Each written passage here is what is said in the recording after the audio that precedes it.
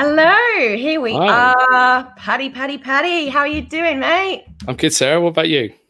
Absolutely fantastic, thank you. It's been a while since we last spoken.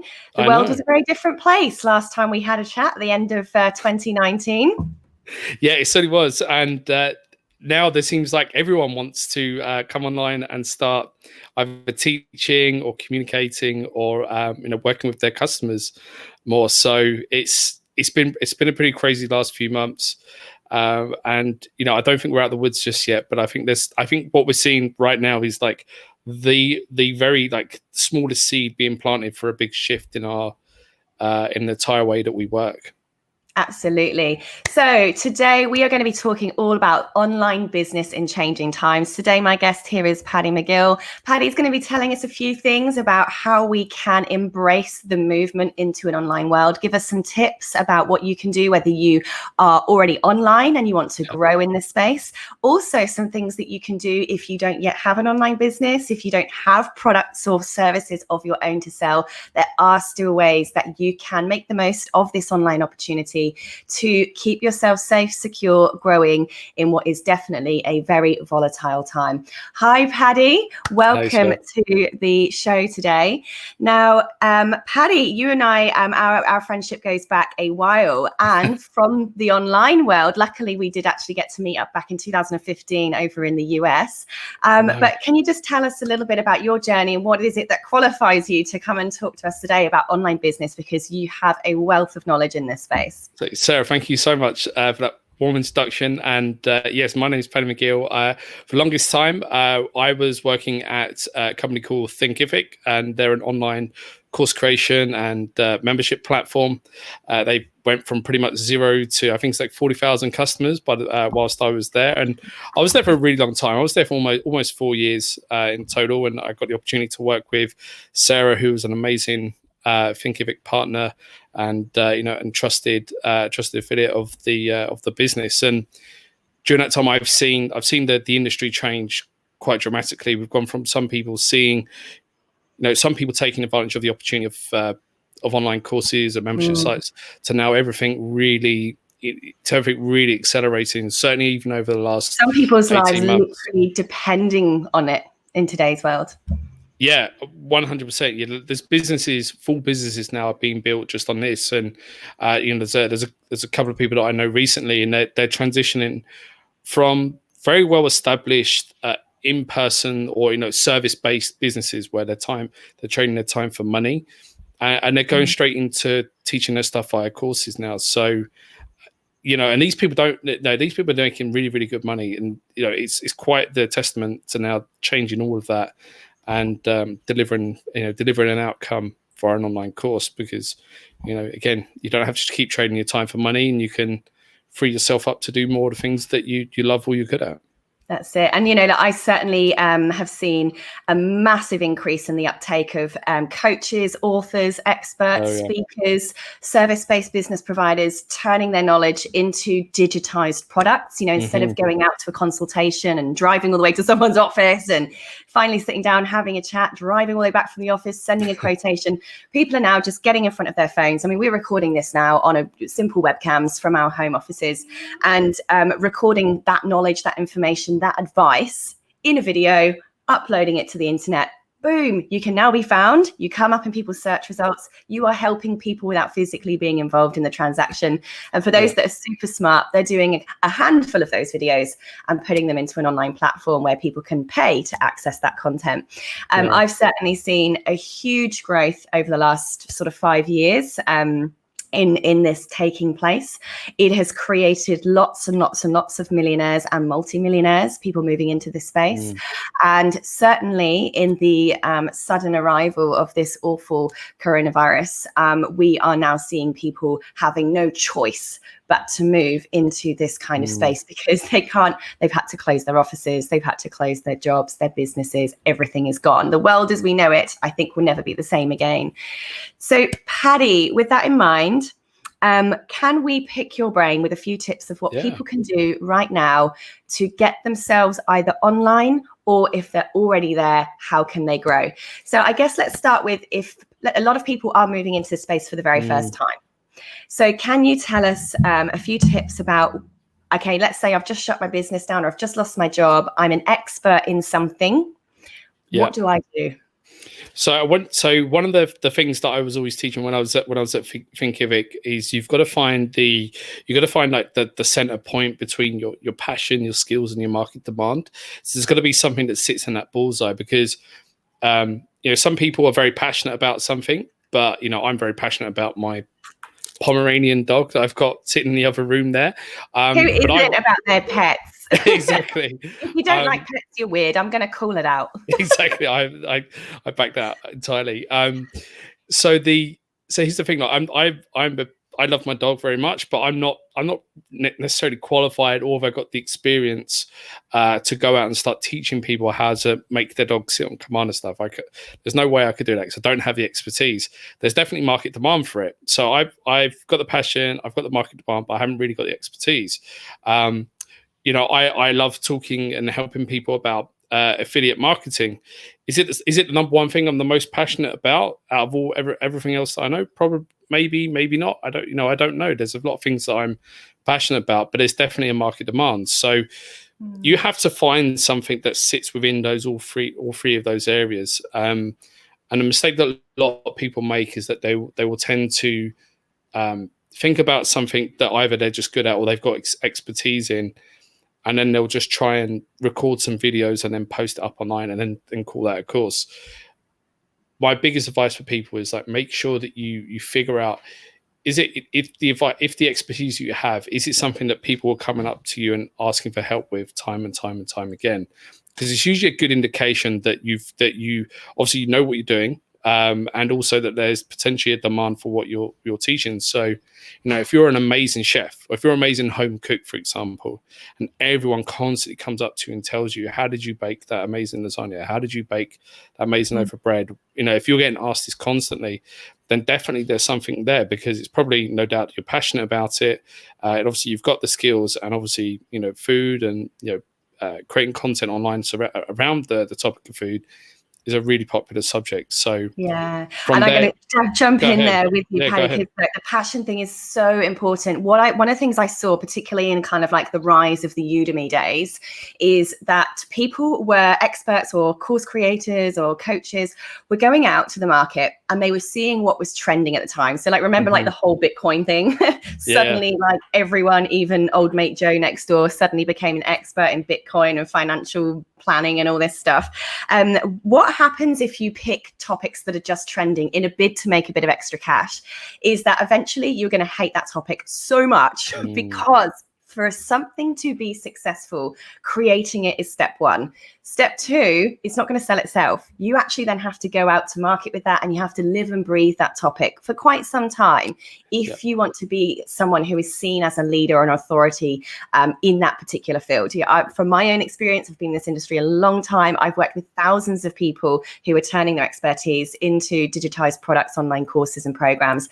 The people who have not been prepared to then go out there for at least 18 months and write blogs about it and do live streams about it and go on, be interviewed on other people's podcasts about it, to speak on stages about it, to just genuinely live and breathe that topic, are the ones who made no money at all. Because it takes a long time for you to get your stuff out there, and you have to be willing to keep talking about that thing over and over again, answering the same questions over and over again about that. If you don't, it's not going to go anywhere. You're not going to succeed.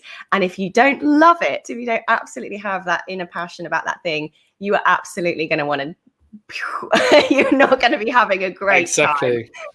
Yeah, that's it. We was teaching that in the Blueprint webinar. The grit is what fuels the passion and the determination for when the things aren't going well. Because for all the business owners, I've recently become self-employed in November, and I know I've been really, really lucky to have like a ton of work already come my way.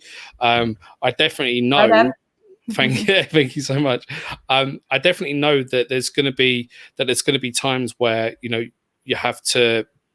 It's not going to be this. It's not going to be like this like every single day of the week. So you've got to prepare yourself for the good and the bad. So you have to really love what you do, and yeah, you're right, Sarah. Like you've got to love it, because if you don't, like there isn't much point going past of just trying to ride a trend. And when you do that, that's all. You might be able to get away with it for a little while, but then that's also where you'll get found out if you stick around too long in it. And a lot of like unsavory characters that try to rip people off, can get caught out. Yeah, they will, and the truth always comes out in the end when these things happen. 100%. So yeah. 100%. All right.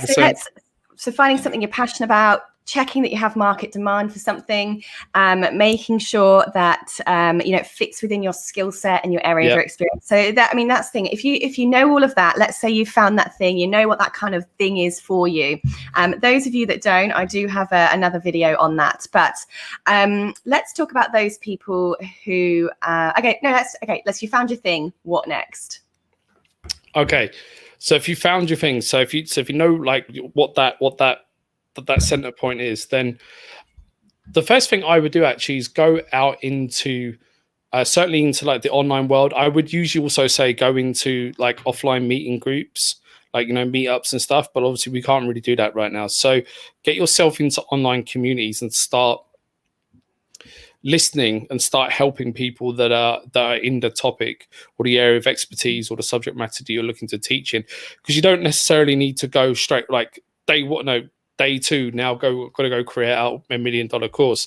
I think it's important for you to now think about what it is that you want to be teaching, listen to the market, then go out and actually start interacting with your audience. So just like what Sarah does, just like what you do, and obviously like the likes of Thinkific and other platforms and businesses out there, they all build communities around their subject matter, and they listen to what people have to say, and then that's where they can start building this profile on what the needs of what someone, on the needs of what someone has.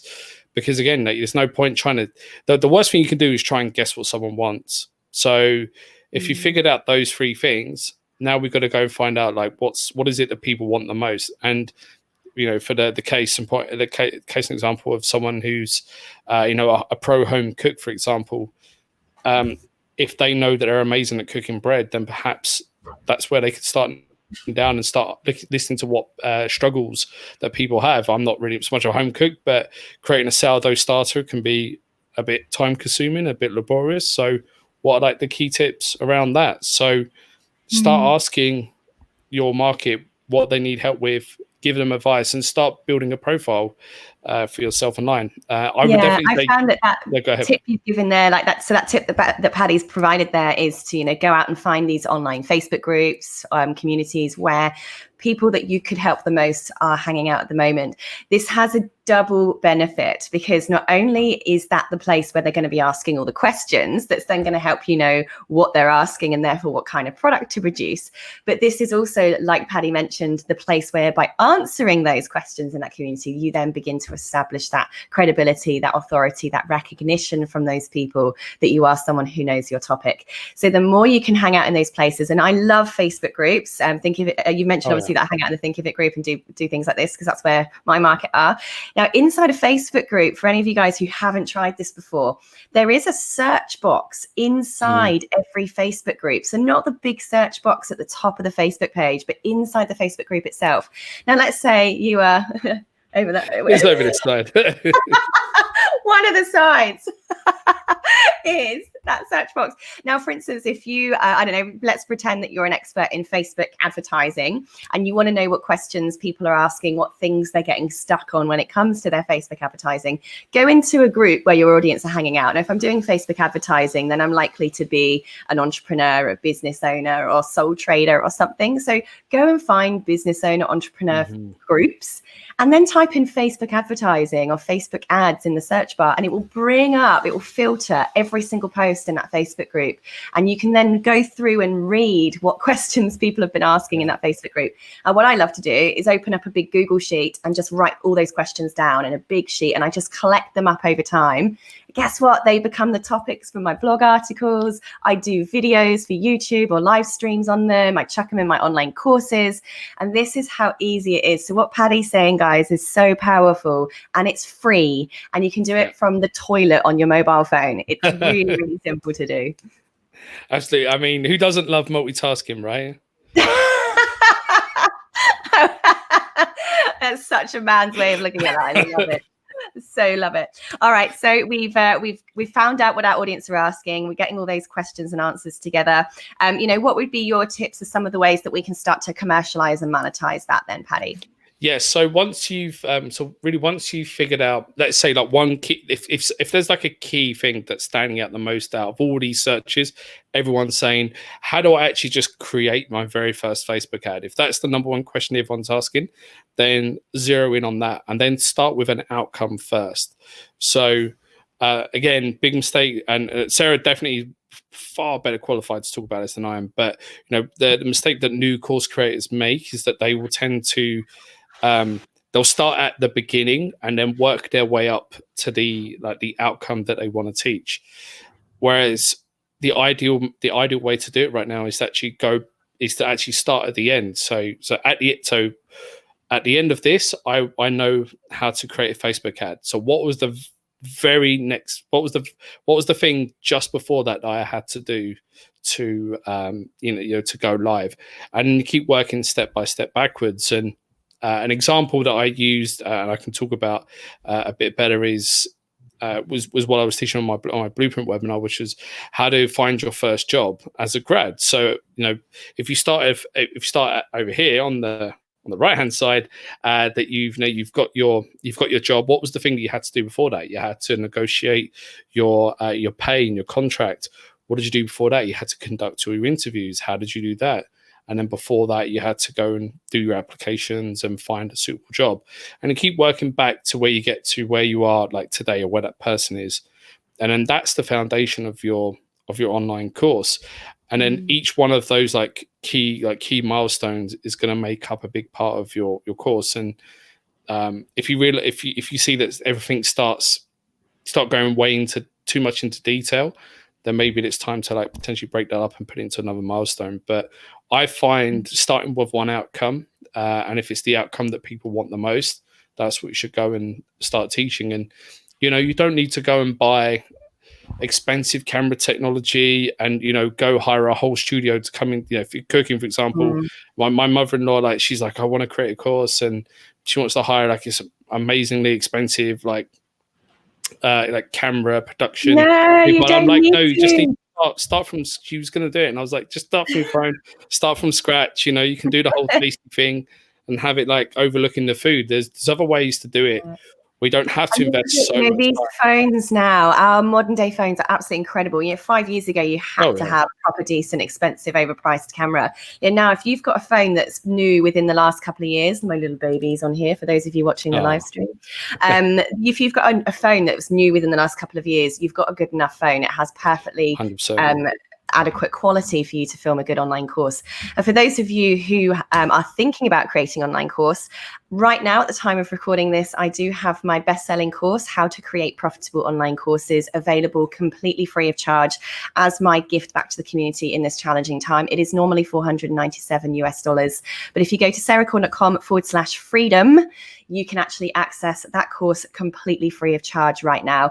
And in there, there's lots of different tips about how you can come up with an idea, even if you don't have an idea for an online course yet. And it will take you right the way through how to set up your Thinkific online school, how to create the content, how to put it all together, order it in the right way, make sure it has high market demand, how to price it, and how to press the big green publish button and market it thereafter. So the link is on the bottom of the screen there for you, for those watching, at sarahcordiner.com/freedom. Okay, so Paddy, there are other ways to make money online. You don't necessarily have to create a product. Now, for those people, it's not for everyone. Not everyone wants to sit down and record videos. Some people, that would just be like the idea of hell for some people. And some people just don't want to. So there is a way that you can make money online. There's many ways, but there is a way, Paddy, that you advise people and consult people on. If you don't have a product of your own at all, or a service of your own at all, and you really don't want to make one, tell us what we can do. So you can do affiliate marketing, which is a fantastic way of of making money. And one of the big, like so saying, one of the biggest advantages of this is that you don't have to worry about the product. You don't necessarily have to worry about the customer that much. You have to, you can sell someone else's product, get a commission for doing that. So it's not too dissimilar to, referring a friend, someone in person saying, hey, if you go and speak to these guys, they'll give you a great discount, or they'll give you a great rate. There's, it's one of like the oldest ways of marketing that's been brought into the 20th/21st century. And, I'm sure everyone has seen this, right? We've all subscribed to loads of entrepreneurs and loads of different like websites, magazines, and a lot of these websites and a lot of these entrepreneurs also, when they co-promote other businesses and services, they're getting paid a commission, usually a commission on the sale that takes place, and it's usually anything from like a couple of percent way up to like 50%. When I was at Thinkific, we had people promote our products. Obviously, people that loved what we do and what we were about, and they promoted our tool when they wrote a blog about us. And that's, again, not, you don't necessarily have to be the number one expert in that field or category. You just got to be like passionate again about writing and making sure you're optimizing it for search. But again, you don't need to actually, go out and create this digital product. You can just start getting start talking with people in your space about these products or services. What I find works really well is that if you're creating video content online, and let's say if it's about food and drink or how to cook, how to be a chef, then you don't necessarily, again, have to create these digital products. You could create an email list, capture someone's email and say, hey, look, I'm going to keep you up to date every month with the coolest and latest trends in home cooking or electronic items, and all these things. And every month you could send a newsletter to people saying, hey, look, these are the key, like 1, 2, 3 top things that I've been reviewing or that I've looked at that would really make a difference to what you're doing. So you can promote, like a lot of YouTubers do that. If you're currently an entrepreneur and you've got a mailing list, even if it doesn't necessarily have to be tens of thousands of people, as long as people are engaged, even if it's 100 people, and they all sort of believe, like especially what you're saying and trust in what you say. If you said, look, I found this software and it's amazing and it's changed my life as an entrepreneur, I've been able to do X, Y, and Z now. Here's a code that they've been able to provide to me. You get 50% off. I get a small commission for referring it. Everyone's a winner, So it's about again, referring stuff that you like and that you're passionate about as well. So there's a whole industry around this, and people set up sales funnels, advertising campaigns. But the key thing that you need to have really is an email list, because you can still send people from an ad to a checkout and to someone else's checkout and make money. But by you capturing their email, at the very least, at the minimum, you have that customer in your control, and then you can then market to them going forward. There's so many different ways that you can do affiliate marketing, and people make hundreds of thousands of dollars. Like, I know of some very huge like online course entrepreneurs, and they're making like hundreds of thousands of dollars off promoting someone else's launch. Like, it is like frankly ludicrous how much money gets made. They do, yeah. And the great thing is this can work with anything. You can sell anyone else's stuff, whether it's a product, whether it's a service, whether it's teaspoons, whether it's, essential oils or, whatever it is that you're into. Now, and let me just show you guys how easy this is to, for instance, make money from Amazon. You can sell anything you like. So I'm going to share the screen with you guys just to show you how simple that this actually is. So I'm going to crack on and press share a screen with you right now. And I'm going to go for a particular tab. Now, if you, for instance, hopefully you can all see my screen right now. If you want to make money by selling something else that you don't even have to package and purchase and store, you can actually become an affiliate with Amazon. So this is called Amazon Associates. So those of you who've never heard of this, you go to Amazon Associates, just type that into Google and it will come up. Now, you log in using the exact same login details that you would log in to buy stuff from Amazon. And once you're logged in, you'll have to set yourself up first of all. Like Amazon will ask you your tax number and what you ate for breakfast when you were 5, because it's going to be paying you money.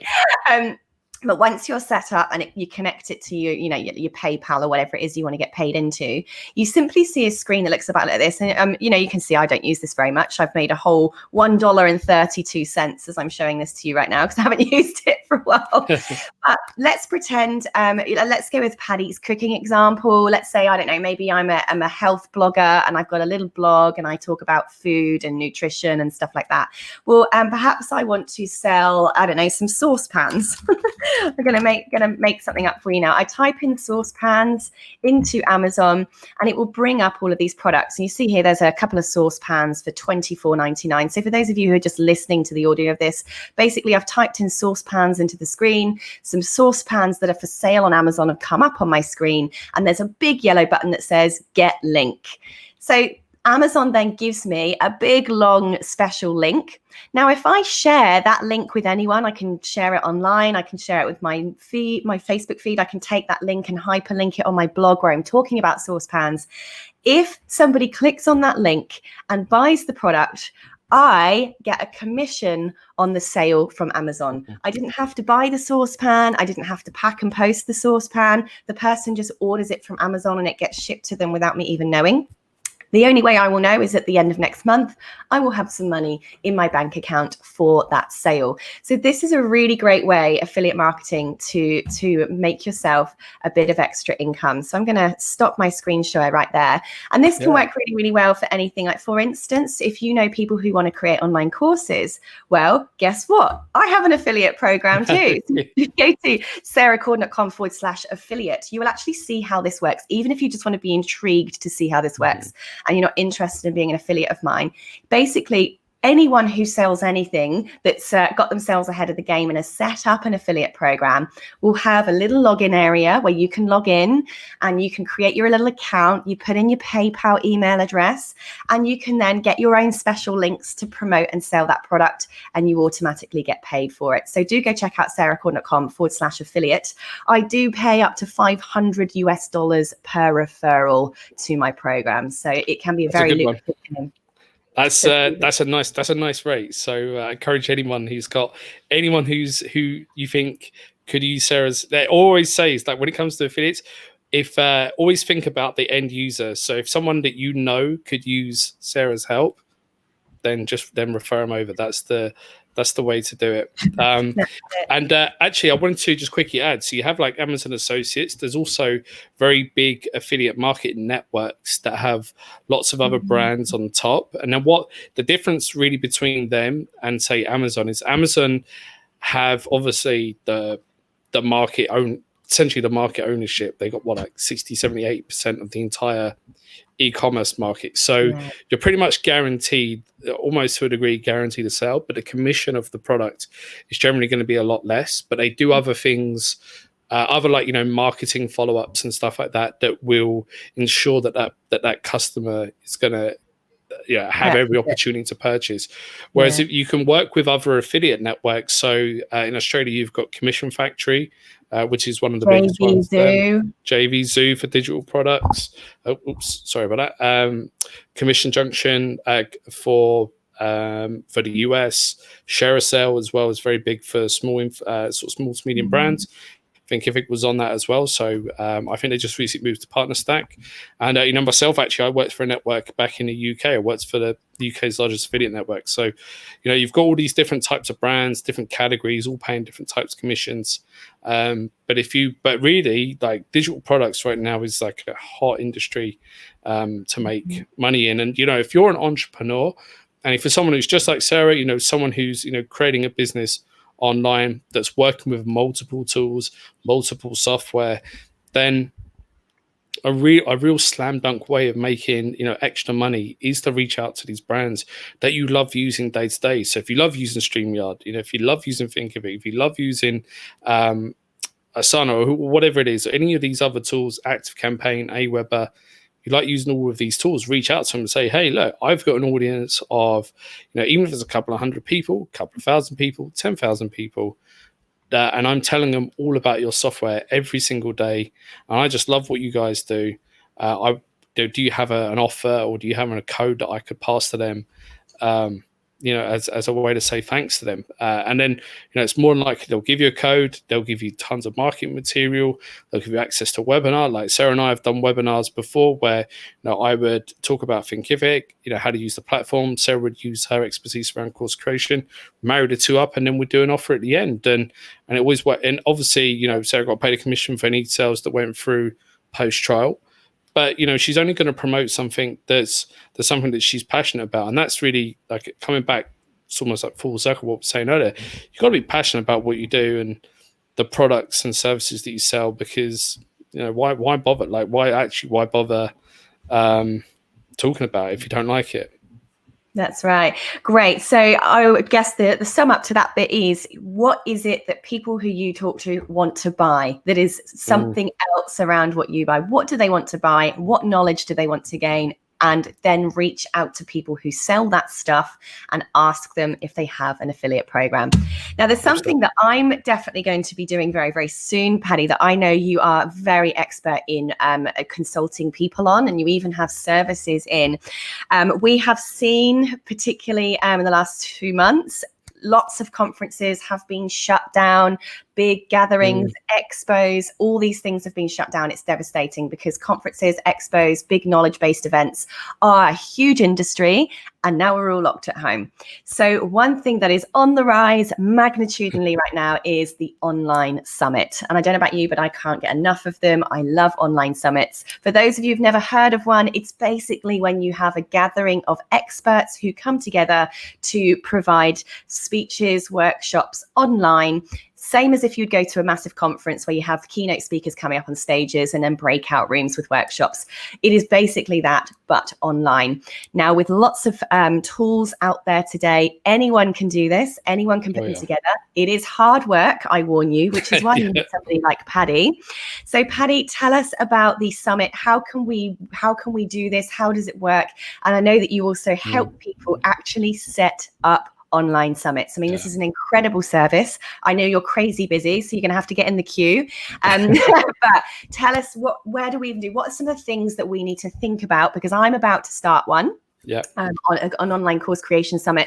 What are some of the steps that I now need to go through to set my summit up?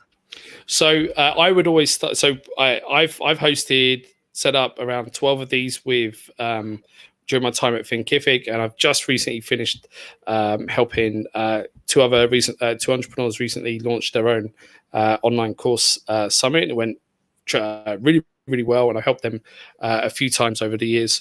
And one of the things that I've found is that a lot of people tend to think about, like, who are the speakers that I want? Who's that number one dream speaker that I want on my panel right now?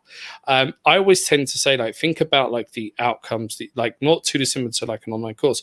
What are the key outcomes that you want someone to get from this particular summit? So start from that. So if you say at the end of this summit, I want people to be able to know how to pre-launch their course, how to figure out their passion, and how to figure out their the potential expertise in the market. If you think of three or four or five pillar areas, exactly, plan the outcomes first. That's a really, really good start, because once you start to think of those outcomes, then you start to sort of break away from that and go, okay, so I'm the expert in, let's say, if we're teaching online business as a whole, I'm teaching over affiliates, so I'm teaching summits.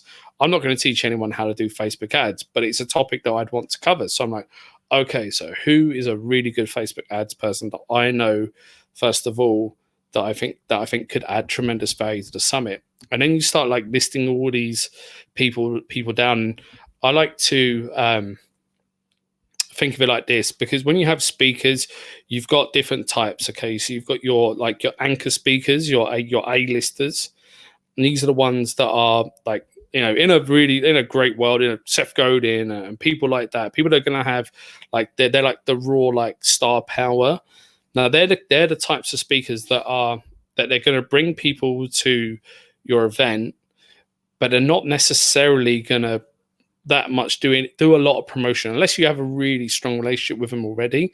They're not necessarily going to go, oh, okay, I'm just going to email my million plus mailing list promoting your summit. So you have to sort of almost accept the fact that they're not going to promote you, but them being on the summit is the star power enough, because once you have a few anchor speakers, then that's also what drives as well, other people sign up. And then you've got your the sort of the next level of speakers, and these are the ones that have access to an audience. These are people that are happy to promote and be part of it. They've got an interest in getting more exposure, and they've also got expertise as well. So they make up the sort of the lion's share of the expertise and the knowledge that's being delivered in the summit.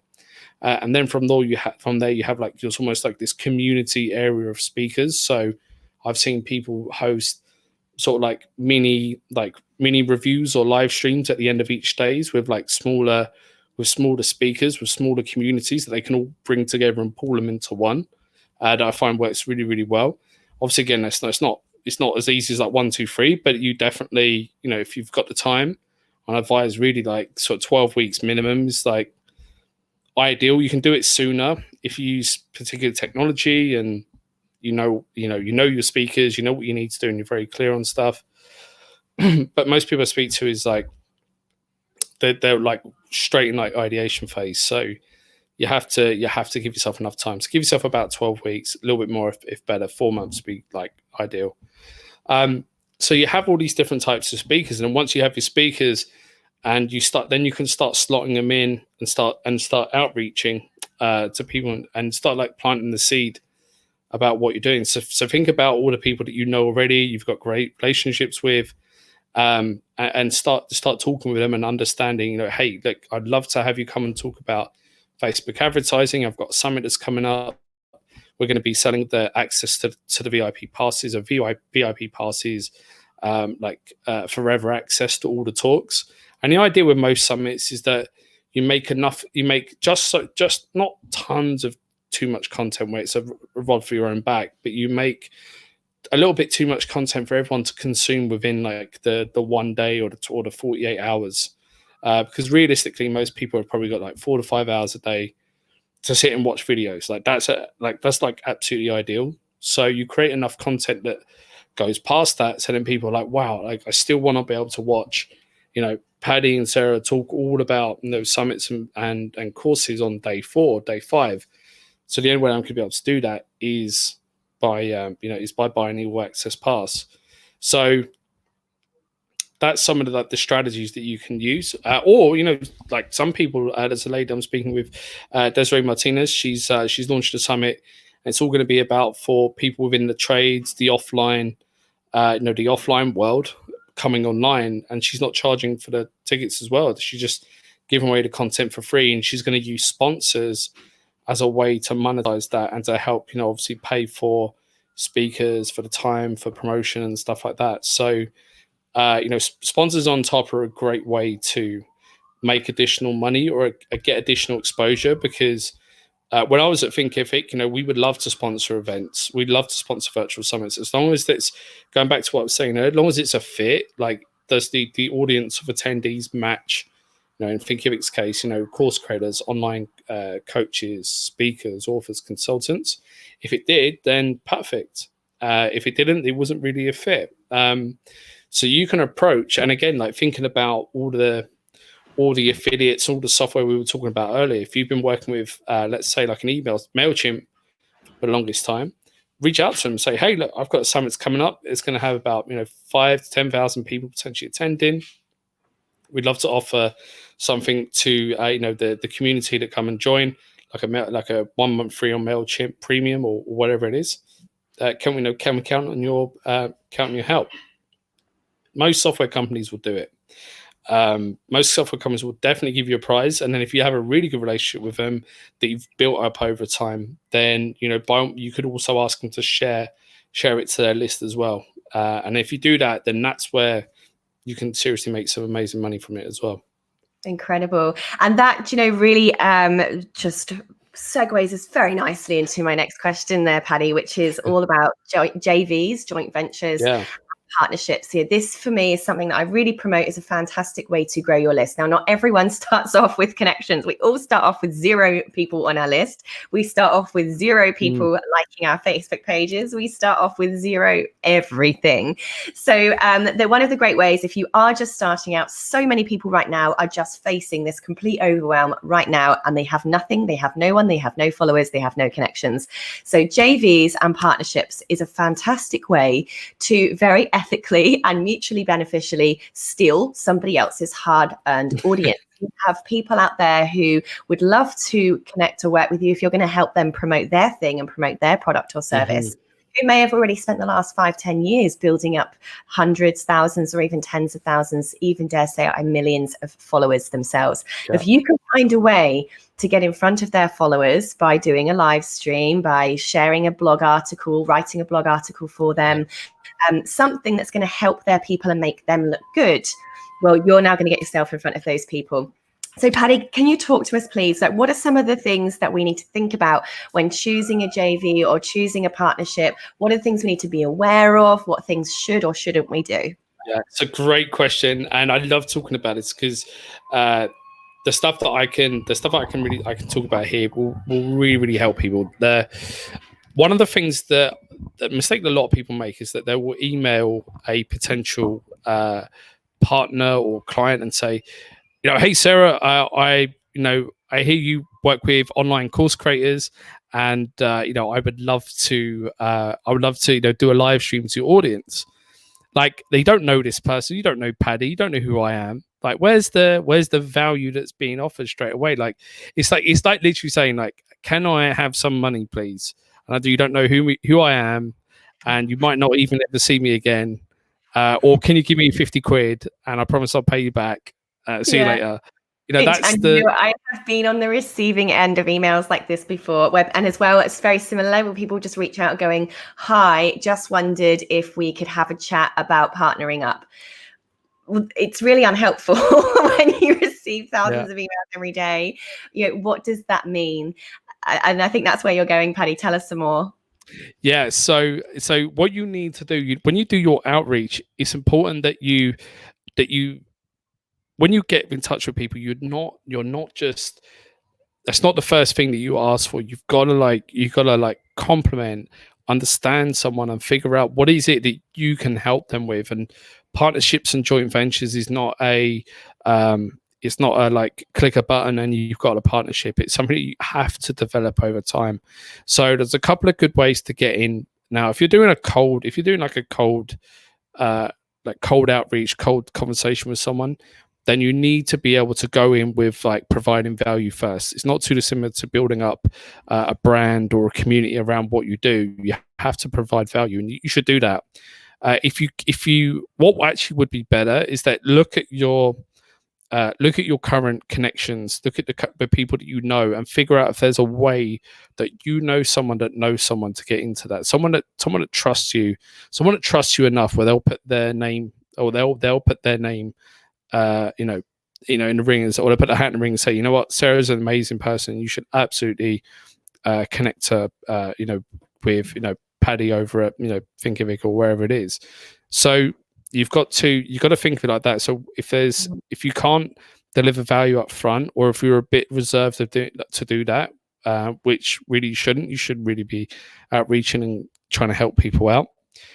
Think of like your connections, and if you can't do that, then you've got to do more research on the people that you want to go after. So start again thinking about who's it that you follow, who's it do you admire, who is it you follow on Facebook, what communities are you both in, and then that's where you can start helping each other out, complimenting, emailing them, say, hey Sarah, I watched a live stream with Paddy recently.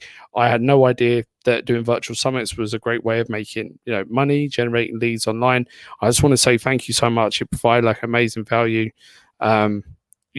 Love to stay in touch. Like it has to be very selfless, and the experienced entrepreneur and the experienced person in the JV world can smell transactional relationships off a mile off.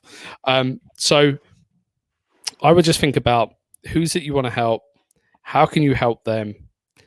Be sincere in your outreach, and then build a relationship, just like you would a friendship, just like you would, any other type of business relationship. Give it time, and just do what you say you're going to do. Yeah, and I love that advice about when you do the reach out. So, I've got a podcast. Again, a lot of people come to me and ask to be on my podcast.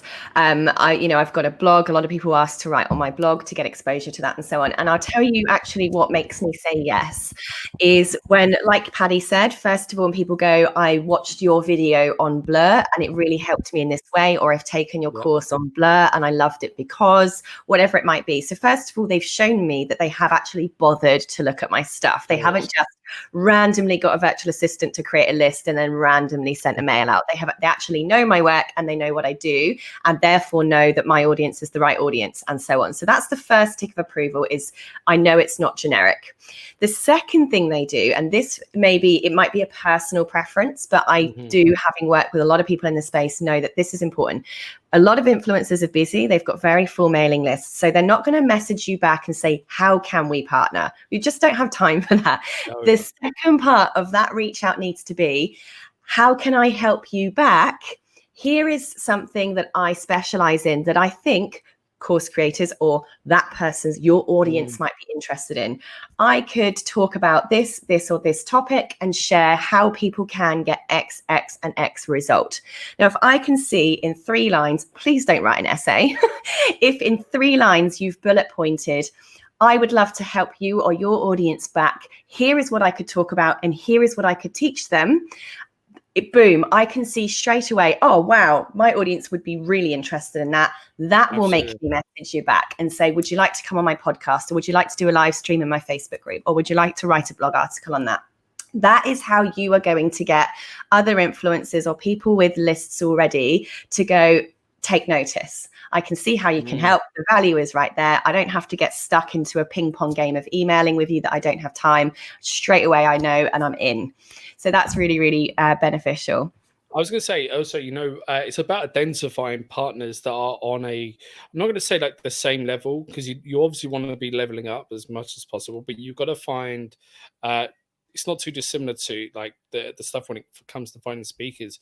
You've got to find partners that are in the sort of similar level of reach and influence, because that's where you can then make some really big magic together. Because if you've got five potential connections that have all got 5,000 people on your mailing list, then that's potentially a lot better than going up to someone who's got 50,000, just one person that you don't know, don't have so much of a relationship with, or that's so hard to get a hold of.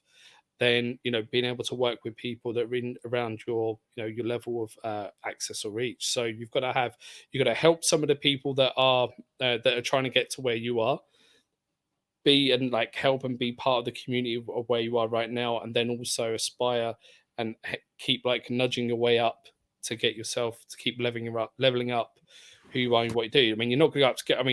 I'm actually saying that the funnier things have happened. You go up to Gary Vaynerchuk and go, "Hey, look, I'd love to be on your podcast." I've seen people do it. I've seen people talk about this online that they managed to get FaceTime with Gary V. But so you've got to, he's not going to say yes to everyone. He's not going to say just, "Oh yeah, look, come on my podcast." But you're definitely. But if you start building out your, I guess your Premier League, or your league of the speakers and partners that you want to partner up with or do joint ventures with, then you just got to work your way up. There's a guy that I want to give a big shout out to. His name's Jayfiset, Jayfiset, and he runs JVology, and he does an amazing.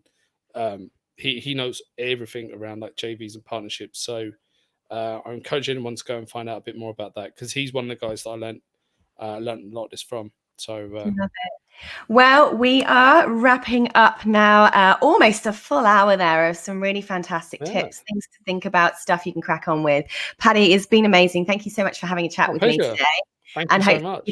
Got some good tips from that. Now, Paddy, how can people connect with you, follow you? How can people just get into your world? Right. So I'm going to, because I am the worst example of starting my own business and not having my own website up and running just yet, which should be soon. But what I want to do is actually I'll stay within the community, Sarah, and if anyone wants to reach out to me, I'll drop a note in there just after this, and then people can just come and like just say hi and just DM me or chat within the Facebook group. Brilliant. No worries, no fuss. Watching the live stream, Paddy will say hello in the comments below so that you can add him as a friend or follow him that way. If you are listening to the podcast recording of this, click on the link in the show notes and you'll be able to find Paddy's LinkedIn profile. Otherwise, if you were in my Facebook group, Entrepreneur to Edupreneur Course Creators, it's another place where Paddy hangs out and you can come and have a chat with him too. Otherwise, thank you very much for joining us today. If you have any questions, don't hesitate to come into the Facebook group and drop them in there, or reach out to me on sarahcordiner.com/contact. Otherwise, Paddy, lovely to have you with us today. Thanks, Sarah. Thanks, mate. Pleasure. And hey everyone, thank you so much for giving me your time today. May you all get through this challenging time, take some of those tips and implement something today. See ya. Thanks, bye.